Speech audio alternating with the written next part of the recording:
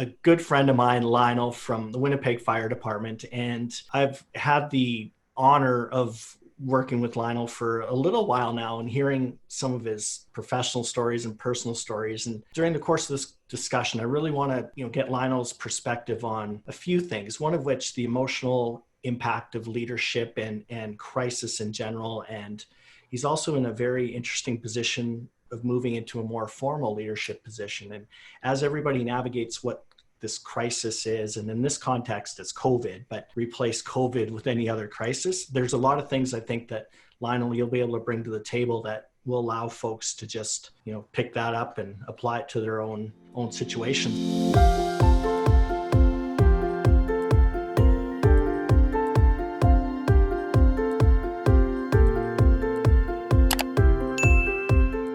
Really briefly, can you give us a quick bio of who is Lionel? Certainly, yes. I've been in the fire service for over 22 years now, and started out in a small town volunteer department where is really small, where you're taking basic care of your neighbors. And I basically started into this training because at the time I was working with my dad. He was a retired RCMP member, had a business, and I thought, man, how am I gonna? Something happens to him. How do I take care of him? And so I started my training with CPR and all those things locally, and which turned out into loving the fire service. And I went to my training and later on got on with Winnipeg. And now I'm out as a lieutenant with the city of Winnipeg. So it's safe to say that it was kind of that, not just a cliche for you, but you were called to serve essentially and to help others. Would that be accurate? Yes. Yeah. I grew up with it. Like, I loved what my dad did as an RCMP. He was a coach. He was a manager. He was a Lion in the Lions Club and a Mason, and he served the community. He wasn't a disciplinarian type man. He was a friend.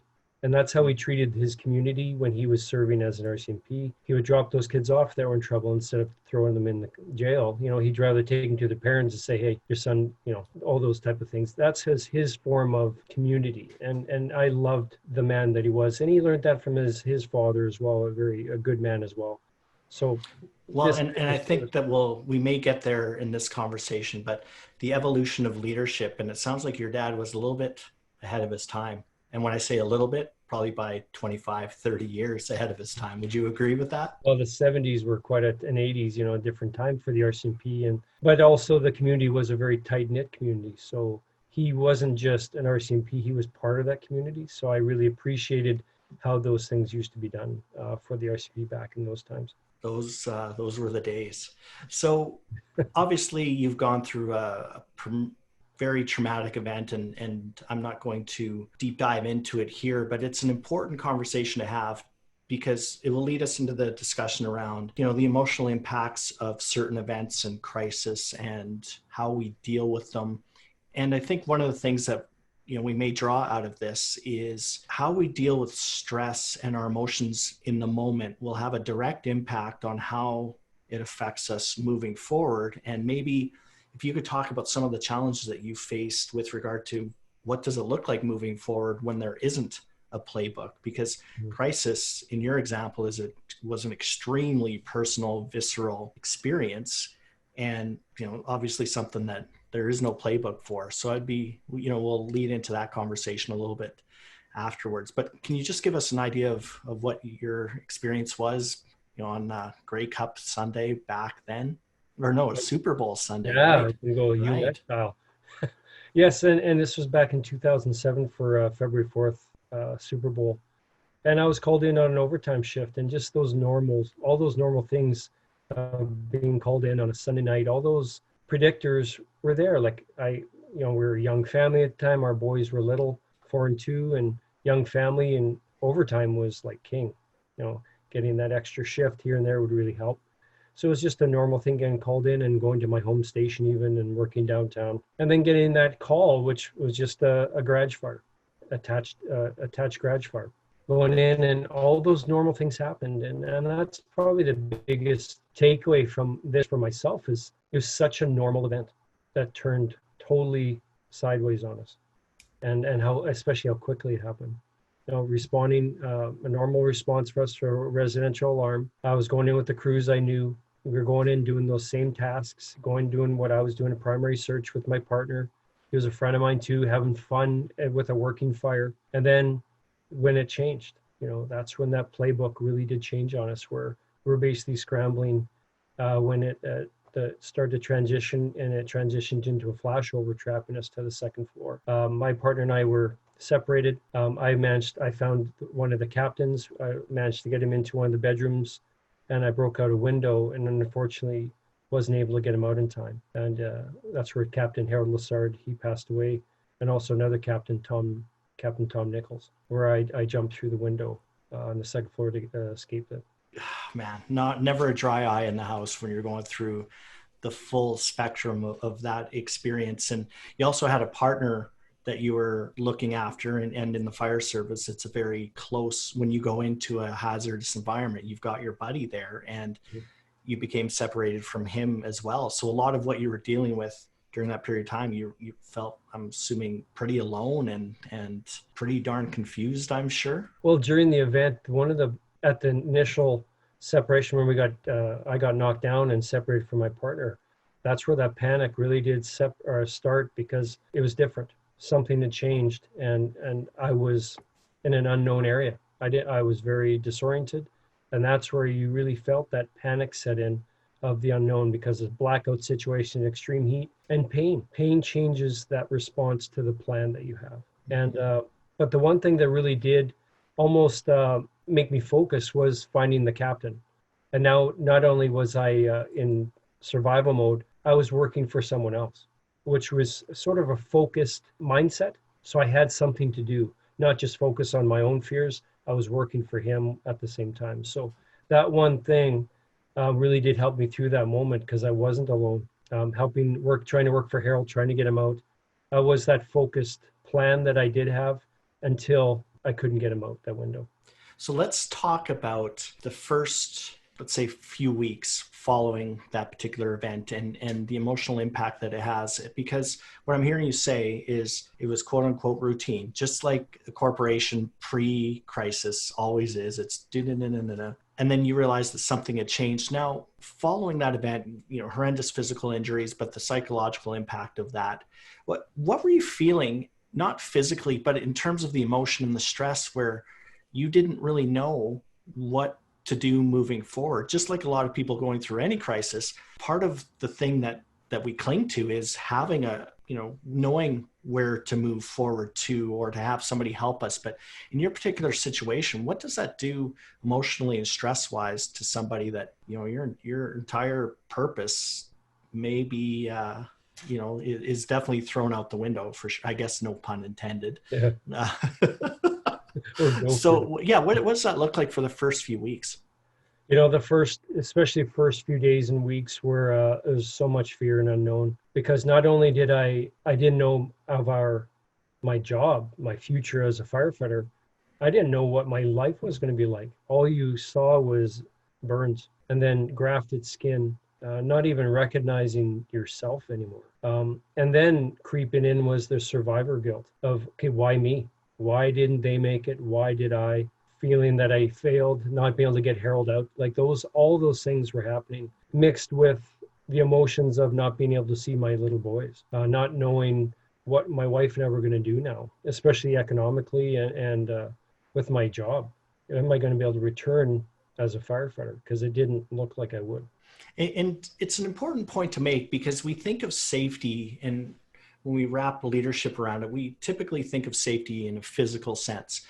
But I think it's important, and I'd like to hear your comments on this, with regard to part of the leader's responsibility, whether it be at the family level or small unit level or corporate level, whatever that looks like. Part of the responsibility is the psychological safety for the people that you look after. And so when you're talking about not knowing your economic future, like, it's not a physical issue by any stretch, but what's going through your mind? Why is that such a big deal? Yeah, because at the time, my wife had just returned back to work after maternity leave.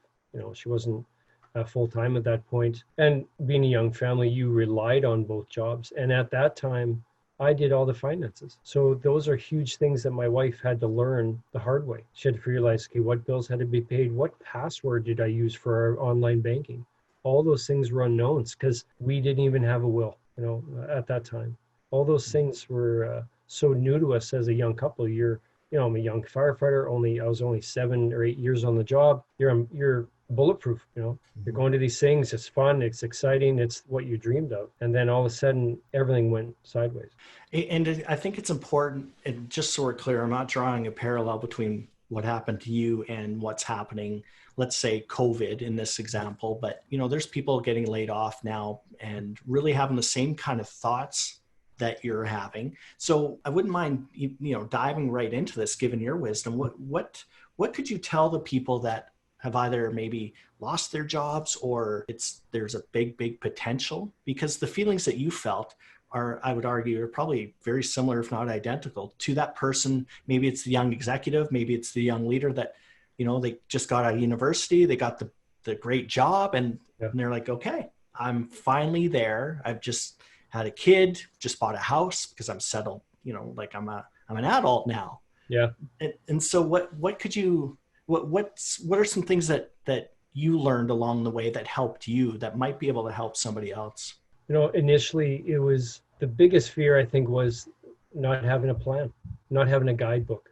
What do you do as a burn injured firefighter to get back to work? And the biggest thing I found that gave me a solace and also confidence was a plan, making a plan. Okay, we're going to give this number of a time period, and this was our goal. And my goal was to get back to work physically within the year. And that was the best thing I could have done. And especially for Joanna, too, my wife, because it gave me motivation. It gave me a goal to set and actually try to achieve. And right now I see it. I can totally empathize with looking around our communities, and there's no guidebook for this. Like, when is the last time the world is shut down because of a global pandemic? And this has never happened in this way, especially in our lifetime.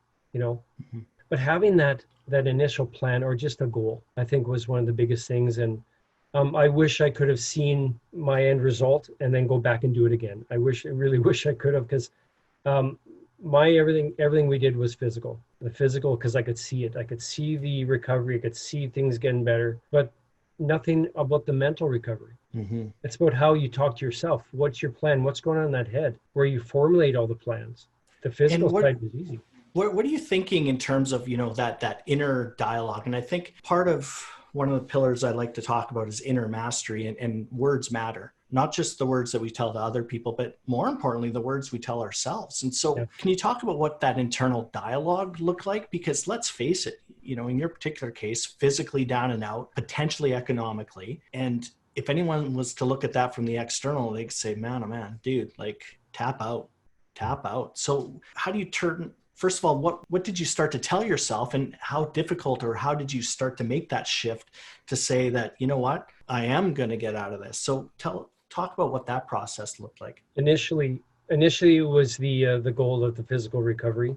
The motivation was what happened, and that I would not let it happen again. Become that strong, strength-wise person that I wasn't at that time. Like I was a young guy at the time when it happened and thought I could do it. And I had done it in drills and training. But that was my motivation, especially in the gym, especially when I'd be preparing. And then my wife even gave me that and said, this is your new job, going to the gym. Going to the gym is your new job. And because I'd feel guilt about being away from our little boys and not having that routine of providing, but going to that gym was. But to be honest, in those first few months and years, it wasn't a positive motivation. The motivation that I had was the failure of the event. And I learned that not right away, but when I went back to work, I realized that the motivation I had to save Harold, to rescue him and be strong enough and practice and do it all I could to change the ending. So going through the process of the goal of back to work was excellent. It did work for me. And so that provides that end state, right? It gives you that focus. And I think another important point is that you didn't pick 5 years down the road, right? Or 10 years. What does it look like? So was that a deliberate, conscious thought with regard to, I'll just pick a year, or how did that come about? I think it's mostly because it was achievable with the return to work, with the burn injuries, with the grafted skin. I'd have to be cleared from my burn surgeon, all those things. And we sort of base it on what they were telling us. Sort of, okay, this is what you're thinking, and this is what you're going to be up against. Because the skin sensitivities and the hypersensitivity in my hands, all those things I had to think about. Plus, working with grafted skin, it doesn't sweat. You know, like 70% of my body doesn't sweat. So I had to really learn how to thermoregulate and to recognize those signs when all of a sudden I'd be on the gym floor fainted because I pushed it too hard.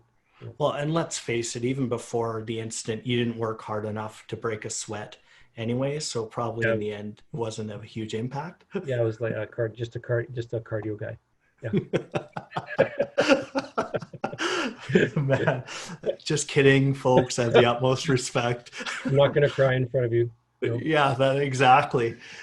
And so I'm assuming, you know, all of the catastrophic thoughts that are going through your head, like that's probably all encompassing, and people are probably telling you externally, hey Lionel, don't worry, you're going to get through this, or it could be worse, right? Did you hear that at all, that it could have been worse? I had that a lot. I had some people that would basically say, like when I would say have a down day, like, man, I don't know what it is. I wasn't myself, you know, feeling it was that negative thought in your background of failure, of especially losing another firefighter was devastating. And then to verbalize that to someone, I'm like, I don't feel good or not myself like I was. And they said, well, it could have been worse. You could have been like them, right? And I'm like, that wasn't the real self-talk that I really was needing.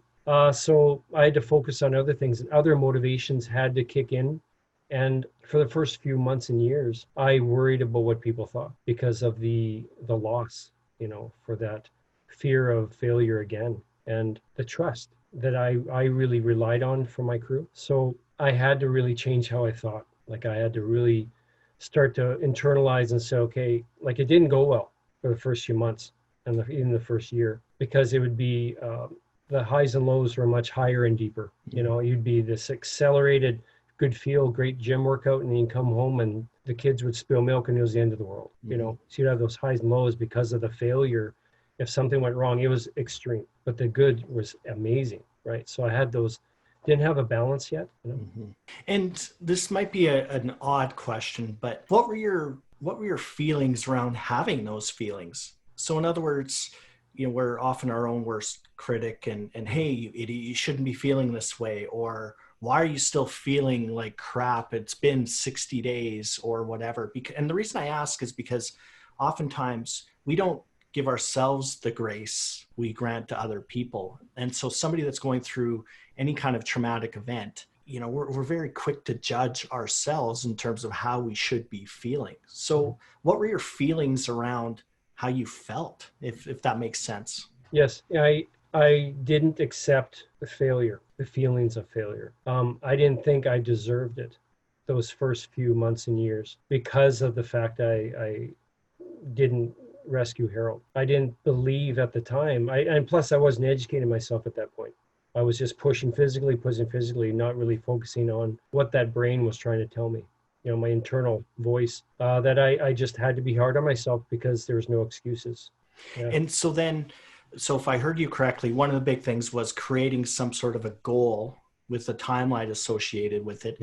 And then it's just an act of visualizing what that looks like and kind of backwards planning what that might look like. What else got you through that period of time? And again, because this somewhat mirrors an experience of people that, again, there's a lot of uncertainty in the world in general. So what else really helped you get through the trauma of your particular event? I think about 4 or 5 months after getting out of the hospital, we actually were introduced to a trauma specialist, Dr. Bill Davis. He had dealt with the Oklahoma bombings down there.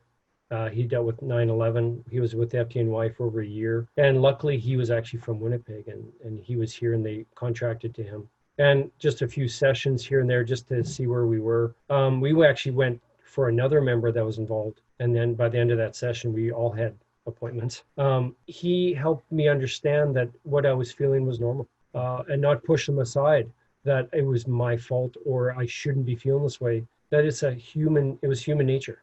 How I was feeling, the guilt, the wish I could have done better, all those things of a person that especially in our profession, that failure was not an option. And never experiencing extreme failure like this either. I had nothing to refer to. I had nothing that I can go back and say, oh yeah, this is like this and this is how I got through it. I had never experienced failure. Like growing up as a kid, hockey teams and sports teams, like always winning. I'd never experienced this type of loss. So in terms of that, let's go back to that 1 year from now. Did you ever find yourself saying, hey, you know what, a year's a long time.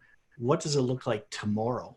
You know, did you have kind of this accordion effect of what your reference point was? Because, and I'll just speak for myself, I know that when I've gone through troubled times, sometimes it's literally, look, you know, Daryl, think about the future. I'm like, future?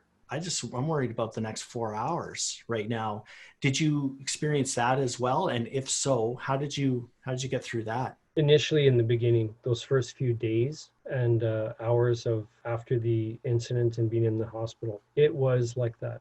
It was basically praying for, okay, just get me through this. Like asking, okay, I need help here.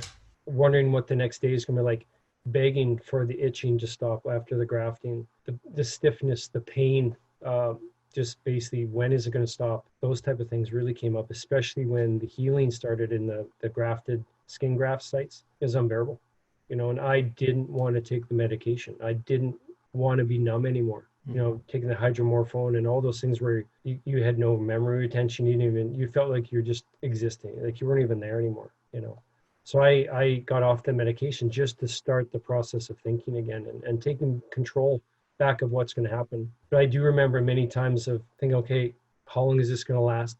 Like, is it going to be a week of this itching and stiffness and pain, weakness, not being able to hold up your own toothbrush?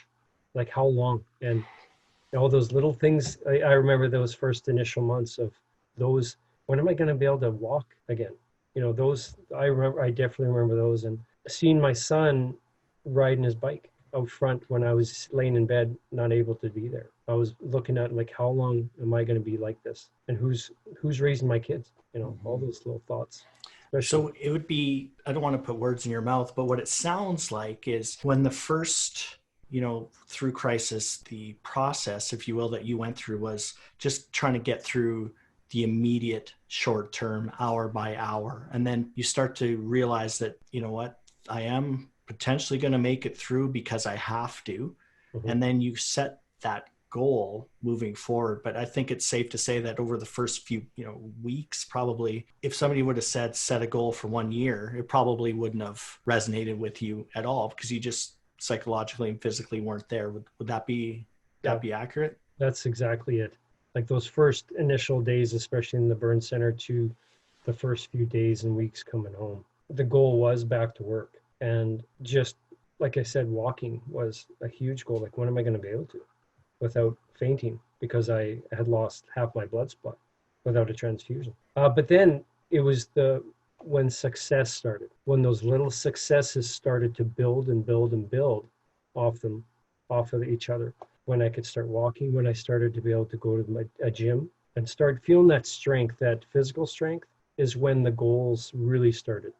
And did you make it a conscious effort to celebrate those wins? Or what would you recommend to other people? Because I know there's a lot of psychology around. Sometimes it's like, yeah, that's nothing. But really, incremental improvement is just that, incremental. So did you find yourself celebrating that consciously, wanting to get better, or what did that look like? It was a very, very small celebration. It was more internalized. My wife was tremendous through it because my first walk unaided with the kids to the park was a huge celebration. I remember her driving by, bringing the car in case I needed to, if I fainted, and it was a huge success. It looked that way, but inside me, I was moving on already. I didn't celebrate initially. I would move on to the next. Okay, what's next? And I did that for a number of years, actually, trying to accumulate and move on. Okay, what do I have to do now? I never really took the time until a number of years ago where I finally looked back at what we have done, like Joanna and I both, in these 13 years, and to actually take a look and say, no, I don't have to do anymore. And I think it's important to draw out the fact that if you were to do it over again, what it looks like is you realize that you weren't necessarily processing the journey or processing what was happening throughout the journey. And it had some, maybe some impacts for years after. So would I be correct in saying that if somebody else is going through a crisis, maybe they've lost their job, they've lost a sense of identity, they've lost whatever, that it's important that they process as they move along? Would that be, and if the answer is yes, they should process, what would you recommend? How do they process that? Yeah. Well, like say if I have to go back and redo what we did, I wouldn't change the timelines or anything. But the one thing I wish I would have done was have a bit of a journal of see where I was then, those first few thoughts, those first few days, weeks, months to years to where I am now. Like I could actually have that and go back, and even if it's a picture of how that skin used to look to where it is now, just that comparison, to have that comparison, because now you're like, I remember I made a comment once, well, if it happens again, I know we can get through it. And Joanna's like, never want to have that happen again, you know? And your brain really works on it, and your brain makes it acceptable because you got through it successfully. Even though we had a lot of bumps along the way, I'll be honest, like my life is great where we are right now. I don't know where we're going to be with all these things happening in the world, but I know that Joanna and I and my kids are strong together. You know, that's one of the biggest takeaways. And if I could look back, I think I could even build more from the experience. Just go back and say, look where I was, and what were some of those ups and downs, and how did I respond to them? You know, I wish I could have a few of those because I have memories of them and where I end up and what I do now because of it. But to have that written dialogue or a picture or some sort of reminder of, even though it was a good or a bad, what did I do? And I think you could even use that as a running log every 60 days, every 90 days, because you're talking about leaps and bounds in a very short period of time. So the walk to the park, in contrast to, you know, a few months before that, you're not even sure if you're going to be able to walk. So, yeah. You know, I think that's important, because a lot of times too, we don't want help either, right? Whether it be pride or whatever the case is. And, you know, I'm just going to deal with it myself. And it sounded like that was a lot of what you were going through as well, which I think is pretty typical. Would you agree? Yeah, that's exactly it. Like I didn't want to ask for help because of that failure felt, and also the thought of what others were thinking. Like it was such an unknown. Like I never had anybody made me feel bad about that incident. Never. They're always building me up and supporting me, but I wasn't looking for it. I wasn't looking for them to go, oh, it's okay. No, I wasn't. I didn't want any excuses. I didn't want anyone to give me a lift. I had to prove it to myself. And it was a hard journey. I learned many things from it in the way we did it, but I did have those people though. I did have some people later, a couple years after that, where I started to lean on. You know, it was the trust building that I really had to have. I didn't have that initially in that first year. I had Joanna though, like my wife. Luckily we made it through it because it was such a hard thing on her, because I had pain management, but she didn't. You know. And I'm assuming, you know, from the outside too, if I'm a partner of somebody that's gone through a traumatic event, I don't know what to say, you know, and I could say one thing one day that the next day is the complete opposite. So it'd be like, are we an opposite day today? Like what's happening here, right? Like it would be yesterday and you laughed, but I was on a lot of medication. And right, exactly. Right.